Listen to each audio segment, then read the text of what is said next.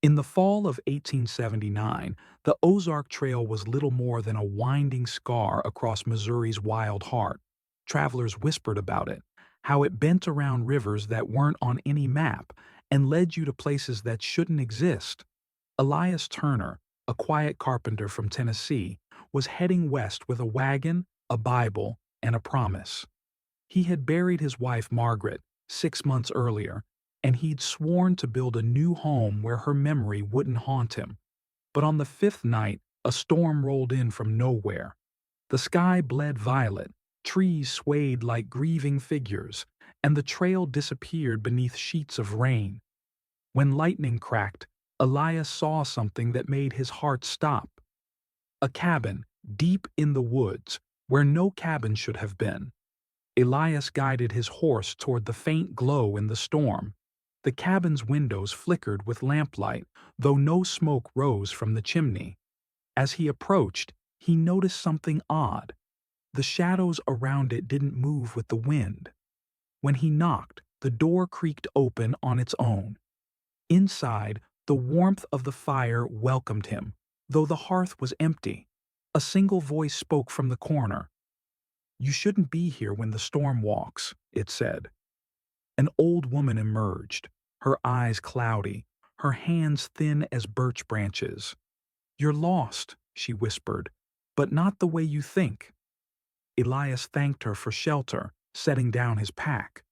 The woman introduced herself only as Mara. Her cabin smelled of pine tar and something sweet, like burnt honey. "Folks who come through this part," she said softly, "don't always leave the same." Elias tried to smile. "Ma'am, I've seen my share of hard travel. I just need rest." But Mara shook her head.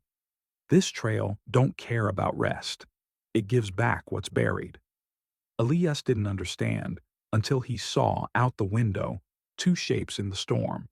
A man and a woman walking hand in hand, though the man realized with horror. The woman's dress was the same as his late wife's. He stumbled to the door, calling out, "Margaret!" But the figures vanished like mist. Mara didn't move from her chair. "She walks the trail when the living can't let go," she said. Elias felt the blood drain from his face. "You mean my wife?" "I mean your sorrow," Mara replied.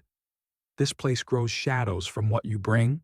He spent the night restless, hearing whispers in the rafters, voices repeating his own memories. By morning, he decided to leave. But when he stepped outside, the trail behind him was gone. Only the cabin remained, surrounded by still trees that seemed to lean closer every hour. To keep from going mad, Elias did what he knew best. He worked. He found tools in the cabin, an axe, a saw, nails older than the war. Mara watched as he repaired loose boards and patched the roof. "Why fix what don't fall apart?" she asked one afternoon. Elias wiped sweat from his brow. "Because it keeps me sane." But when he looked at the wall he'd just mended, he froze. A dark outline, like a man's shadow, was pressed into the wood grain. And as the day dimmed, more shadows appeared, some tall, some bent, all facing him. Night brought no peace. Elias awoke to the sound of wood creaking, not from wind, but from inside. The cabin seemed to breathe, its boards stretching and sighing. The walls were darker now, slick, as if soaked in ink. He struck a match and saw shapes moving across them, figures hammering, building, praying. Each movement mirrored something from his past. His father shaping beams in the workshop, his wife lighting candles at dusk. He shouted, "What do you want from me?" The shadows stilled, then formed words across the wall. "Finish what you began." By dawn, Elias understood what the cabin wanted. It wasn't just a shelter, it was a mirror. Every plank he added, every nail he drove, made the cabin grow, stretching into the woods like a living thing. He built rooms that hadn't been there before, one filled with Margaret's laughter, another with his old home's smell of oak and fire. But the deeper he built, the colder it became. Mara watched from the doorway. "You're giving it your life," she murmured. He ignored her. "Maybe it'll give me hers in return." That night, Elias carved a new window. When he looked through it, he didn't see the forest. He saw his old town. Margaret was there, hanging laundry, humming a tune he hadn't heard since her last day. He pressed his hand to the glass. "Margaret." She turned, smiling faintly. "You came back late, love." Then her eyes darkened. "You shouldn't have built it." The window shattered. Elias fell back, shards cutting his palms. When he looked up again, the forest was gone. The world beyond was pure shadow. Mara appeared beside him, though he hadn't heard her approach. "Now you see," she said, "the cabin doesn't grow from wood. It grows from grief." Elias looked at her, really looked, and saw that she cast no shadow. "You're part of it," he whispered. She smiled sadly. "We all are, once we stay too long." He realized then, Mara wasn't a woman at all, but a memory of one. Perhaps someone who'd once sought refuge, just like him. And now the cabin wore her shape to speak. Elias ran to the door, wrenching it open, but outside wasn't outside anymore. The woods had folded into themselves, roots twisting upward like ribs. Everywhere he looked, shadows of people stood still. Men, women, children, each frozen in some act of longing, reaching for someone, praying, holding nothing. Then he saw it, his own shadow, walking ahead of him, hammer in hand, building another cabin in the distance. He chased it, shouting, "Stop! I didn't mean to make this." But the more he ran, the more the world blurred, until everything, trees, sky, earth, was the same deep gray. And far behind him, the cabin kept growing, its roof stretching higher, its walls thick with stories no one had finished telling. Elias wandered through the gray forest, following his own shadow. Every step felt heavier, every breath colder. He called out again, "Stop! I can't build anymore." But his shadow kept hammering, faster, harder, its strikes echoing through the air like a beating heart. Then, suddenly, the shadow spoke. "You made me," it said. "I am every moment you refuse to forgive yourself." Elias dropped to his knees. "Forgive myself? For what?" The air around him whispered, "For leaving her. For not saying goodbye." The truth pierced him. He hadn't been at Margaret's bedside when she died. He'd been away, building a church in another town, trying to make something holy while the holiest part of his life faded alone. Now, the cabin was forcing him to face that sin. Elias stumbled back toward the cabin, the air thick as tar. When he entered, he found a new room, one he hadn't built. It was filled with chairs, each carved from dark oak, facing a single table. On that table lay hundreds of letters, all addressed in his own handwriting. To Margaret, my heart. To Margaret, I'm sorry. To Margaret, I should have stayed. He opened one. The ink ran like tears. Mara's voice floated behind him. "Every regret we bury becomes timber for these walls." Elias clenched his fists. "Then I'll burn it down." Mara sighed. "You can't burn sorrow, Elias. You can only forgive it." But forgiveness, he knew, was something he'd never truly learned. Determined, Elias struck a match. He threw it onto the pile of letters, onto the chairs, the floorboards, everything. But instead of flame, the match dissolved into smoke, swallowed by the air. The walls shimmered. The cabin groaned, almost laughing. It spoke in 100 voices, each one familiar. "You built me with your grief. You built me with your guilt. You cannot unbuild what you never forgave." Elias screamed until his voice cracked, but the sound was devoured by silence. The cabin had become something alive, something that didn't want to die. Elias slumped to the floor, exhausted. That's when he noticed a faint outline behind one wall. He pried off a board and found a small faded portrait, Margaret's face, smiling softly, painted on wood. But the strangest part was the signature, E.T., 1879. He stepped back in shock.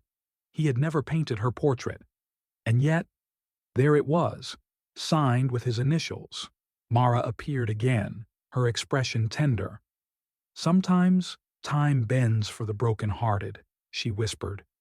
"What you don't finish in life, the trail lets you finish here." Elias looked at the painting again. "So this place, it's not hell?" Mara smiled faintly. "No. It's the space between love and letting go." For days, or maybe years, Elias couldn't tell, he stayed inside the cabin. He rebuilt nothing. He only sat and spoke aloud, telling Margaret everything he'd never said. How her laughter had saved him after the war. How he couldn't bear to see her weak. How he thought he was being strong by building something holy, but instead he'd built a wall between them. As he spoke, the shadows around him began to fade. The cabin grew quieter, smaller. Mara stood by the door, nodding. "Every confession takes a plank out of the walls," she said. "Keep going, Elias. You're almost free." That night, Elias awoke to soft humming, the same tune Margaret used to sing while cooking supper. He followed the sound to the main room. There she was, Margaret. Not as a ghost, but as she had been, alive, radiant, eyes full of warmth. "Hello, love," she said gently. He fell to his knees. "Is it really you?" "In a way," she smiled. "You built this place because you couldn't forgive yourself. But forgiveness isn't about erasing pain. It's about remembering without chains." He reached for her hand, and for the first time, his touch didn't pass through air. Warmth bloomed through his fingers. "Then take me with you," he whispered. She shook her head sadly. "You're still breathing. This place isn't your end. It's your turning." When dawn came, the cabin was smaller again. The shadows no longer moved on their own. Outside, the Ozark Trail stretched clear and golden beneath a rising sun. Mara stood by the doorway, watching the light spill in. Her form was fading. "Go, Elias. The trail remembers those who face their ghosts." He hesitated. "And you? Who are you, really?" She smiled, a smile full of peace. "Once I was a woman who waited too long, but now I am only the whisper that helps others leave." As she vanished, her shawl fell to the floor, made of light, not cloth. Elias stepped outside, turning for one last look. The cabin stood still, humble, its roof patched, its windows clear. No shadows, no whispers, only stillness. But as he walked down the trail, he realized something profound. The cabin had not vanished. It remained behind him, quiet, like a tomb for his old pain. And maybe, someday, another traveler would find it, someone burdened with their own ghosts, and the cabin would grow again, just enough to hold them until they could let go. For now, though, it was his time to move on. Weeks later, Elias arrived in a small Missouri town. He found work repairing church pews, then building homes for families just starting out. He never spoke of the cabin, though sometimes at dusk he'd glance at the tree line and whisper, "Thank you." Each nail he hammered now carried a prayer. Each plank he placed was a promise, to build not from guilt, but from love. And every night before sleep, he'd see a gentle light in his dreams. Margaret standing by that cabin door, smiling as if to say, "You did it, Elias. You're free." Years passed. Travelers on the Ozark Trail began telling strange stories of a cabin that appeared when storms rolled in, offering warmth to the lost. They said its walls whispered truths only the heart could hear. Some swore they saw a man inside, sitting by the fire, carving names into wood. He never asked for payment, only listened. One traveler wrote in her journal, The cabin had no shadow that night, but when I left, I realized mine felt lighter. And so, the legend lived on, not as a tale of horror, but as a quiet reminder that grief, like wood, can either rot or be reshaped into something that shelters others. And sometimes, if the heart is willing, even the darkest cabin can grow its own light.